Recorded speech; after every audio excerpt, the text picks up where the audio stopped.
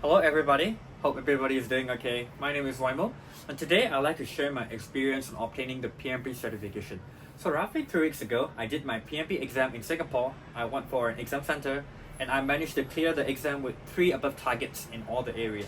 So in this video today, I'd like to share my experience on what I study and what is my study plan and some tips for you guys.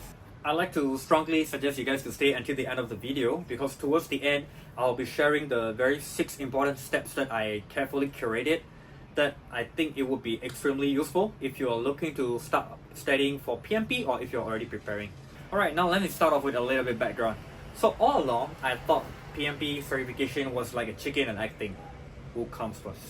Because I have this understanding that in order to meet the requirement, I need to have experience as a project manager itself to sit for the exam. But at the same time, for most company in the field, in order to apply the job as a PM, you need to have a PM certification, which is a PMP in this case. Not all companies are like that, but most majority, I would say, it's like this. It actually turns out that you just need to be part of the project. So meaning if you are either a business analyst or programming team lead or QA example, you are actually more than qualified to sit for the exam. And this is something that I just found out. For the actual details, you can find out the information, just go to PMI, information is available everywhere. So, I roughly have 30 days to prepare for my exam, and it's been a crazy 30 days. Let me tell you why. On top of studying a lot of stuff, I have to balance between my 9 to 6 full-time job as a project manager, then I have to fulfill my commitment as a musician, and then on top of that, I try to enjoy my vacation that I planned quite a long time ago, so I was traveling for a while as well. The craziest part would be me ending up in a hospital emergency 16 hours before my actual exam. And here's a picture of me trying to kill time by doing some practice exam and some studying a bit in the A&E. So now let's talk about my study plan. My company actually sponsored me for 5 days in-person led training for studying for the PMP exam. To be honest, I find this very challenging because focusing and concentrating to learn something for 8 hours a day for 5 days straight is something that I haven't done in so long. The last time I did was in not even university, I think it would be in high school, because even in university, it would be some certain blocks of hours only, it's not like the entire day. So my classes actually ended around end of April, and that was when I first submitted my PMP application, which was approved within 4 days without any audit. Thereafter, I signed up for PMI Study Hall, which my lecturer highly recommended, and I opted for the option which have the 5 full-length exam questions. And my strategy was to complete 2 full-length exams every week. So I would take the exam in the course of 3 weeks, 2, and then 1 on the final week. That was my plan. And on a side note, I strongly suggest that you all take as much as practice exam question you can, because trying to focus and concentrate for 180 multiple choice questions, which is almost 4 hours, is extremely hard. I find it very hard in the beginning. I have to literally force myself.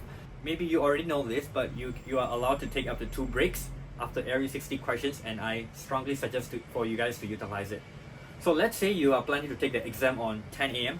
I would suggest that you also do your practice exam on the same timing so that you will get actually in the zone. Now let me show you the exam results for the 5 full-length exam.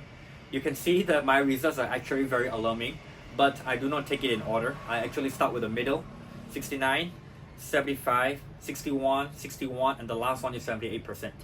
So as you can see, my grades literally dropped in the 3rd and the 4th one, which is on the 2nd week. And then I was trying to find out why, and I found out that in the exam questions, there are a lot of expert questions, and these literally grilled me alive. These were extremely brutal. Even after I finished the exam, I tried to review the questions on why the correct answers is being selected. I still would not understand. So I did some research. I was reading some blog posts. I even went to Reddit, and a lot of people, majority will recommend that in the exam, there are going to be some expert questions, but it's not going to be as hard. And guess what? I can vouch for it because I did my exam and it's pretty much accurate. So at the same time when I'm trying to attempt these exam questions, I signed up for the course in Udemy, which is also very highly recommended. It is a course by TIA, by Andrews. Some of you guys may know. Got a very high rating. And I actually signed up for the crash course because I already have the fundamentals. So I use this as a way to listen to the lectures when I'm at the gym or when I'm running or when I'm commuting somewhere else. So this actually helped me to strengthen the theories and the knowledge that I needed for this. I would recommend that. So next up, I will talk about the free materials available that I utilize. Firstly, I will talk about the 49 process by Ricardo. So as you guys know, PM Box 7 edition is heavily focused on the people domain, but it is also very important to understand the 49 processes. And I don't think there's anyone on this planet who can explain to you better than Ricardo. I'll put the link in the description of this video as well. You got to check this video out. It's very crucial for the exam. Next, if you're in the process of studying for PMP, or if you have already taken the PMP exam, I'm sure you would definitely know this person. This person is called David, and he has tons of very helpful videos on YouTube, ranging from Agile, Waterfall, and PM Box 7, and many more. He also has some videos that he is actually explaining the theories as well. But I particularly go through the entire videos for Agile, Waterfall, and the PM Box 7, and I went through twice. And I'll make sure I understand every questions and every answers. Why is the choice being selected, and why is this particular choice not being selected? It reaches to a point where even in my actual exam, I keep hearing him and see him in the bottom of the screen telling me this is why you should select this, and that he's motivating me. Good job, you're almost done. So because of all this, I'm extremely grateful for David for putting so much effort putting up all these videos on YouTube. Next up, I'd like to talk about my actual exam experience. So as I mentioned before, I'm based in Singapore, and so I opted for the in-person exam, which I do not want to select for the online one because I don't want to take any risk. So my exam is supposed to be at 10 a.m. I actually reached the center around 9:30, and around 10 minutes later, they pretty much let me in and start the exam ahead of time. So as I was mentioning to you before, because trying to remain focused and concentrate for 180 questions is brutal for me, so I took the breaks. After every 60 question, I went for a short toilet break. I would just stretch, and then I would just resume again. So as for my own experience, I find the first 130 questions pretty okay, but the final 60 was brutal. It was quite hard. It kind of demotivated me. But I actually completed the exam an hour ahead of time. So once I left the exam center, they handed me a sheet of paper, which is my prelim results, which actually showed that I passed. But then I couldn't celebrate well because they say that this is not the final results and it could change. So for some reasons, it actually made me more anxious. I honestly think that I would have preferred if they just like tell me the final results one time at one go. Imagine you got a pass result, and then maybe a few hours later you got a final result that say, no, it's not, you're failed. So I think it's very anxious for me, so that's why. But it doesn't take too long. Around 10 hours later, I actually got a certificate. Alright, now what you should study. So this is based on my humble opinion. Here are the 6 steps that I think you should follow. Number 1, the 49 process by Ricardo. You can find the link in the description. Number 2, you should sign up for the Udemy course by Ramdayal in TIA course. I hope I pronounced the name correctly. There are 2 courses, the crash course and the actual course, which give you the 35 videos that you require. So make sure you select the right one. And there are also, if I'm not mistaken, a few exam questions that come with it. Make sure you sit for the practice exam. It's extremely important to train your mind to go through the 4-hour process. And then number 3, join the PMP community in Reddit. I regret not doing this sooner. If you do not use Reddit, doesn't matter, just create an account and just sign up for Reddit and then just join the community. It is a very motivating and encouraging community. Every day you will see people sharing their experience, and you can also ask for some questions and people will help to clarify everything that you need to know. This is a very good community. I strongly recommend get to Reddit and join the PMP community, guys. Number 4, subscribe to PMI Study Hall. The questions that will be the most similar to your exam will be, I would say, from here.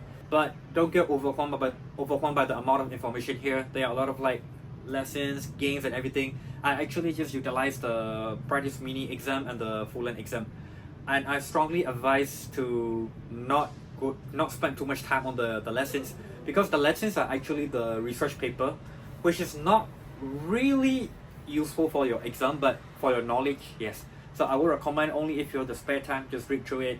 So for me, I actually read through it only after my exam, because those were some of these were actually interesting. Number 5, there are a lot of free materials available in YouTube. Utilize them, and especially the one I mentioned, Ricardo's and David videos, which there is a link in the description.